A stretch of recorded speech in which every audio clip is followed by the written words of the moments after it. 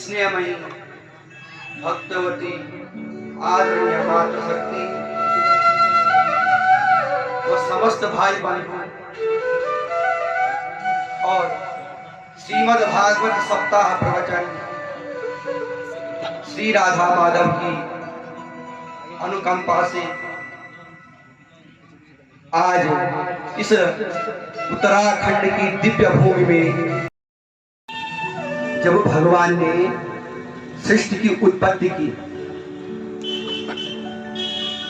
तो चतुश्लोकी भागवत श्री ब्रह्मा जी को दी और वही भागवत ब्रह्मा जी ने अपने पुत्र श्री नारद जी को दी और इसी कथा को नारद जी ने श्री वेदव्यास जी को चतुश्लोकी भागवत कथा दी। व्यास अर्थात विस्तार करने वाला बीज, भागवत रूपी बीज भगवान ने दिया और पेड़ बनाया वेदव्यास जी ने। उसमें जल का सिंचन किया श्री वेदव्यास जी ने और ये बना दी श्रीमद् भागवत कथा। पूरा पुराण बना डाला और उसके बाद श्री वेदव्यास जी ने यह कथा लिखी और अपने पुत्र सुखदेव जी को सुनाई। और सुखदेव जी किसको सुनाते हैं? राजा परीक्षित को, राजा परीक्षित को। और इसी कथा को नैमिषारण्य के तीर्थ में सूत जी, सौनक आदि 88,000 ऋषियों को सुना रहे हैं। श्री विदुर जी को सुना रहे हैं। भागवत में आता है ना, कहीं पे सूत जी सुना रहे हैं, कहीं पे मैत्रेय जी सुना रहे हैं, कहीं पे सनक आदि, सनक, सनंदन, सनत कुमार, ये चारों भैया कथा सुना रहे हैं। और उसी कथा को मैं आप लोगों को सुनाने जा रहा हूं। आप लोगों से यही निवेदन है कि छोटा बात, तत्रैव गंगा यमुना त्रिवेणी गोदावरी सिंधु सरस्वती च सर्वाणि तीर्थानि वसन्ति तत्र यत्राचितो धार कथा प्रसंगा। देखो यहाँ मुझे विश्वास है कि सभी तीर्थों का वास हो गया है। जिस मंडप पे भगवान श्री कृष्ण की कथाएं होती हैं, भगवान राम की कथाएं होती हैं, वहां सभी तीर्थ विराजमान हो जाते हैं। तत्रैव गंगा यमुना त्रिवेणी गोदावरी सिंधु सरस्वती च, जितने भी नाम हैं सभी नदियां वहां पे गुप्त रूप से आ जाती हैं। जहां भगवान की कथाएं होती है।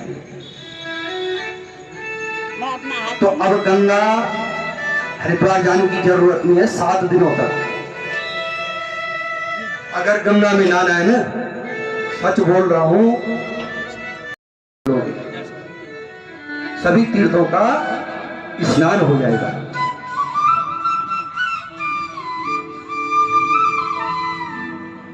तो सभी तीर्थ यहाँ पे विराजमान हैं। 33 कोटि सभी प्रकार के देवता यहाँ पे विराजमान हैं। हमारे कृष्ण कन्हैया यहाँ पे विराजमान हैं। हम उनकी कथाओं को, आगे की कथाओं को सुनने जा रहे हैं। शब्द है बोला, किसी ने बोला समय भी है, स्वास्थ्य भी है, लेकिन समय और स्वास्थ्य से ही काम नहीं चलेगा। हरिद्वार जाओगे ना या लंदन जाओगे घूमने के लिए, तो समय और स्वास्थ्य के साथ संपत्ति, बिना संपत्ति के लंदन जाना मुश्किल हो जाएगा। अच्छा ये तीनों चीजें हैं। लंदन भी पहुंच गए, लेकिन अगर कहीं ऐसा ही आयोजन करना है ना, अगर ऐसा ही आयोजन आपको करना है तो इन तीन चीजों के साथ चौथी चीज क्या है? श्रद्धा। लंदन जाने के लिए श्रद्धा की आवश्यकता नहीं पड़ेगी, लेकिन इस प्रकार अगर आयोजन करना है ना तो बिना श्रद्धा के संभव नहीं है। अब भगवान गीता में यही तो बोलते हैं ना, विधिहीनम सृष्टानम मंत्रहीनम च दक्षिणा श्रद्धाभिरहितं यज्ञं तामसं परिचक्षते। क्या? कर्म को करने के लिए विधि। अगर लंदन में जाना है ना उसकी कोई विधि होगी। सृष्टानाम, एक दिन में लंदन पहुंचना मुश्किल हो जाएगा। पहुंच भी जाओगे तो कुछ समय लगेगा, तो उसके बीच में आपको अन्न की भी आवश्यकता पड़ेगी। जाते हो ना, दिल्ली जाना है तो कोई कहता मैं बाहर का नहीं खाता हूं, रोटी बना के घर से ले जाते हैं। विधिहीनम सृष्टानम मंत्रहीनम च दक्षिणा। और ऐसे आयोजन करने के लिए मंत्रों की आवश्यकता पड़ती है, और मंत्र के साथ साथ दक्षिणा। अगर ये चार वस्तुएं नहीं है, यज्ञ नहीं हो सकता। और अंत में क्या बोले? श्रद्धाभिरहितं यज्ञं तामसं परिचक्षते। कि चार वस्तुएं हो भी गई और श्रद्धा नहीं है ना, आई न बात क्या भी आई? श्रद्धा पे ही बात। बिना श्रद्धा के यज्ञ करना मुश्किल है। कहीं घूमने जाना है तो समय या स्वास्थ्य संपत्ति चल जाएगी, लेकिन अगर हरिद्वार जाना है ना नहाने के लिए तो वहां श्रद्धा होनी चाहिए। मंडप पे आए तो बिल्कुल श्रद्धा के साथ आना। बिना श्रद्धा के कोई कर्म सुलभ नहीं हो सकता।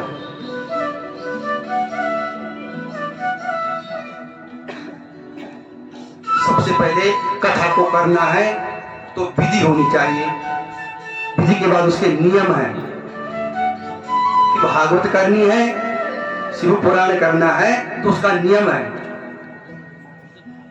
पहले ब्राह्मणों को बुलाएं, उनका जिस प्रकार वो दिशा निर्देश करते हैं उस प्रकार निर्देशित रहिए। पूर्ण विधि के द्वारा नियम व्रत रखें, सुबह से और शाम तक व्रत ऐसा रखें कि जो कर्म करने में दिक्कत ना आए। कथा सुननी है तो बैठने में दिक्कत ना हो, ऐसा अपाच्य भोजन न खाइए। भगवान का पूजन करें, षोडशोपचार, इस प्रकार विधि है, इस प्रकार इसका नियम है। कथाओं को सुनने से क्या मिलता है भाई? राम ने रावण को मारा, सबको पता है, लेकिन कथा यह समझाती है कि कथा सुनने से हमारा मन पवित्र, तन पवित्र किससे होता है? तन साबुनों से। साबुन नहीं बिचे तो पुराने जमाने में भेवल पेड़ होता है ना, उससे करते थे, बालों को सफाई करते थे। शैम्पू है, साबुन है, तन का मैल तो मिट जाएगा, लेकिन मन के मैल को मिटाने के लिए, हृदय के मैल को मिटाने के लिए भगवान की कथाओं को सुनना आवश्यक है। क्यों? भगवान की कथाओं को सुनने से हमारा हृदय पवित्र होता है। जब हम ये सुनते हैं कि भगवान ने गज और ग्रह के ऊपर कैसी कृपा की, बालक ध्रुव के ऊपर कैसी कृपा की, भगवान कितने दयालु है, पूतना के ऊपर कैसी कृपा की, तो हमारा हृदय पवित्र होता है। किसी व्यक्ति विशेष के बारे में हमारा मन, हमारा हृदय उस व्यक्ति से तब लगता है जब हम उसके गुणों के विषय में सुनते हैं। अगर हम गुणों के विषय में न सुने तो कहां प्रीति। इसलिए गुणों के विषय में जब हम सुनते हैं, भगवान के गुणों का गुणगान हम सुनते हैं, तो हमारा हृदय पवित्र होता है, मन पवित्र होता है और भगवान में मन लग जाता है, हृदय लग जाता है। इसलिए कभी भी कहीं भी हो, ये मत बोलना कि भगवान की कथाएं रोज सुनते हैं, रोज करते हैं। ये विशेष बातें नहीं करनी चाहिए, क्योंकि जितनी कथाओं को सुनोगे उतना ही आनंद आएगा, उतना ही अपना हृदय, अपना मन पवित्र होगा। और जब मन पवित्र हो जाता है, हृदय पवित्र हो जाएगा, तो निश्चित भक्ति आपके हृदय में प्रवेश कर जाएगी। जो आज का उपाख्यान है ना, जो आज की कथा है, वो भक्ति महारानी की ही कथा है, अति आवश्यक है। भगवान देखते हैं कि इसके हृदय में क्या है, काम क्रोध लोभ मोह भरा हो तो भगवान आते ही बोलते हैं, तो भरा हुआ है। आदमी कहां जाता है, सोने को किस कहां जाते हो आप लोग, जो कमरा खाली हो। जब वो कमरा खाली ही नहीं है तो भगवान आएंगे। जब देखेंगे मेरी भक्ति रानी यहां है तो निश्चित आएंगे। तो आज इसी भक्ति महारानी की कथा आएगी। सबसे पहले श्रीमद् भागवत। सर्वप्रथम हमको ये जानना है कि श्रीमद् भागवत है क्या, करती क्या है। बताते हैं कि श्री का अर्थ होता है ऐश्वर्य, लक्ष्मी। मद का अर्थ होता है अहंकार, जो श्री को देने वाला हो। ये सैनिक समिति इस कर्म को कर रही है। कारगिल शहीदों के लिए, उत्तराखंड शहीदों के लिए यह कर्म हो रहा है, तो निश्चित इस समिति को श्री मिलेगा, ऐश्वर्य। इस समिति का नाम होगा।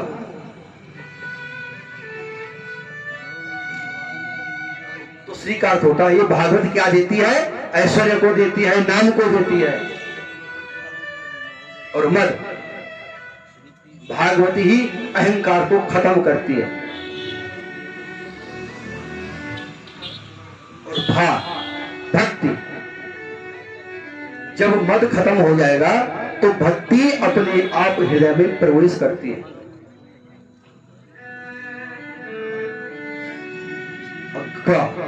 ज्ञान, जो ज्ञान को देने वाली है। वह वैराग्य। ये भागवत जो कुछ मांगो भागवत जी से वो प्राप्त होता है। और सांसारिक पुरुष हम लोग क्या मांगते हैं, हमारी ये मनोकामना पूर्ण हो जाए, वो मनोकामना पूर्ण हो जाए। लेकिन जो वास्तविक जो संत लोग होते हैं ना, वो वैराग्य मांगते हैं। और वैराग्य वाह के बाद, ता के बाद त्याग। त्याग में ही सब कुछ है। एक संत थे, बड़ी बारिश आ रही थी, नदी बह रही थी। उनको जाना था पल्ली तरफ, नदी के पल्ली तरफ। और तब तक एक राजा आ गया। राजा को अभिमान था अपने पैसे पे, राज पे। संत को बोला महाराज क्या काम, इस बारिश में यहाँ पे क्यों बैठे हो? तो बाबा बोलते हैं, हे राजन, मुझे पल्ली छाल जाना है, पल्ली तरफ जाना है, पर अभी इस टाइम पानी बहुत है, जब पानी कम होगा तब मैं जाऊंगा। तो राजा बोला, कहां तुम इस त्याग के चक्कर में लगे रहते हो, फिर बाबा बन जाते हो, त्यागी कहते हो, त्यागी जी हैं, त्यागी जी हैं। अरे आज तुम्हारे पास पैसा होता ना, त्याग नहीं करते ना, 2-4 रुपए जेब में होते, अभी नाव करते और निकल जाते। और राजा को पल्ली छाल जाना था। राजा ने क्या किया, नाव बुलाई और अपने आप बैठा, पल्ली तरफ चल दिया और अपने कार्य को वहां करने लग गया। एक आध दिन बाद बारिश कम होती है और संत जी ने नदी को पार किया, राजा के पास पहुंच गए। राजा बोला, हे महाराज आ गए? हाँ जी। अरे परसों ही आ जाते, अगर पैसे होते जेब में तो परसों ही आ जाते।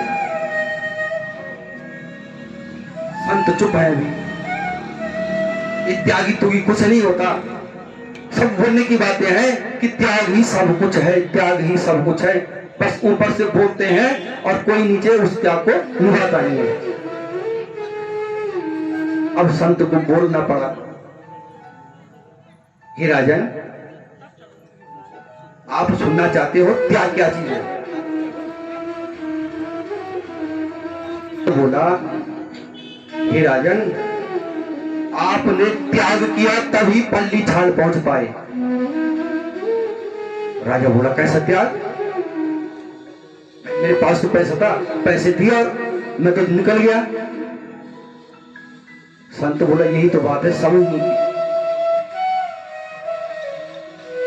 अरे मैंने संसार से त्याग लिया, मैंने तो संसार को त्यागा, तुमने वो कुछ त्यागा। अगर तुम त्यागते नहीं तो पल्ली तरफ नहीं जा सकते थे। बोला, मैंने क्या त्यागा? बोला, तुमने पैसे त्यागे। क्या त्यागे? पैसे। अगर राजा पैसे नहीं त्यागता तो क्या पल्ली तरफ जा सकता था? नहीं। तो इसीलिए त्याग करना ये भागवत सिखाती है। तो जो श्री को देने वाली है, अहंकार का त्याग करने वाली है, भक्ति को देने वाली, ज्ञान को देने वाली, वैराग्य को देने वाली और त्याग कराने वाली है। बिना त्याग के जीवन में कुछ नहीं है। अरे विद्या पानी है तो समय का त्याग करना पड़ेगा, नींद का त्याग करना पड़ेगा। तो यही है, बिना त्याग के कुछ नहीं है। आपको कथा सुननी है तो आप त्याग करके आ रखे हो। क्या? समय। त्याग श्रेष्ठ है। कल हमारी छोटी बहन बोल रही थी कि हमने ऐसे ऐसे देखा है गांव में कि जिनके पास कुछ नहीं रहता और उनके काम आराम से निभ जाते हैं। क्यों? उनका त्याग रहता है समय के लिए। उन्होंने गांव में किसी न किसी की मदद की होती है तो उन्होंने भी अपना समय त्याग रहता है, तो उस त्याग के कारण उनके कार्य निभ जाते हैं। बिना त्याग के कुछ नहीं बताया। चलिए अब भागवत की ओर प्रवेश करते हैं। सच्चिदानंद रूपाय विश्वोत्पत्त्यादि हेतवे तापत्रय विनाशाय श्री कृष्णाय वयं नमः। क्या? जो सत्य है, जो चित है और जो आनंद है, हम सभी के पास है, बल्कि समझते नहीं हैं। मैं भी नहीं और तुम भी नहीं। इसी प्रकार सच्चिदानंद सत्य जो तीनों कालों में एक समान रहे, कल भी था, मंगल को भी, बुध को भी और बृहस्पति को भी, जो तीनों कालों में एक समान रहे, वो परमात्मा सत्य है। जब सृष्टि की उत्पत्ति हुई तब भी था, आज पालन कर रहा है, आज भी है, और कर इस सृष्टि का नाश होगा तो तब भी वो परमेश्वर रहेगा। जैसे सूर्य चंद्रमा कल भी थे, आज भी हैं और रहता है। सो जाओ उठ जाओ, उसका काम नित्य है, चित्त का काम। वो चित्त सबके हृदय में रहने वाला, चींटी से लेकर हाथी तक, कण कण में रहने वाला, सुई से लेकर सफल, सबकी आत्मा में एक समान रहने वाला चित्त और आनंद सब जीवों में है। और सभी जीवों के हृदय में एक समान से चलता रहता है।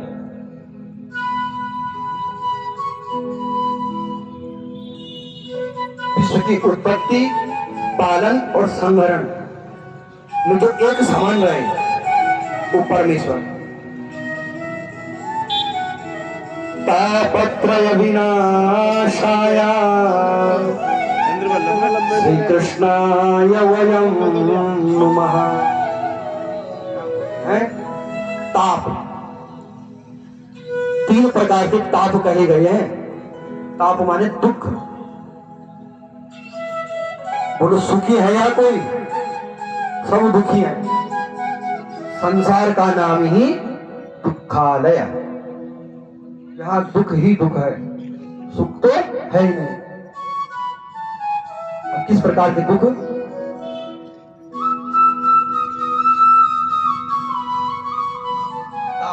तीन प्रकार के दुख बताए गए। आदि दैविक,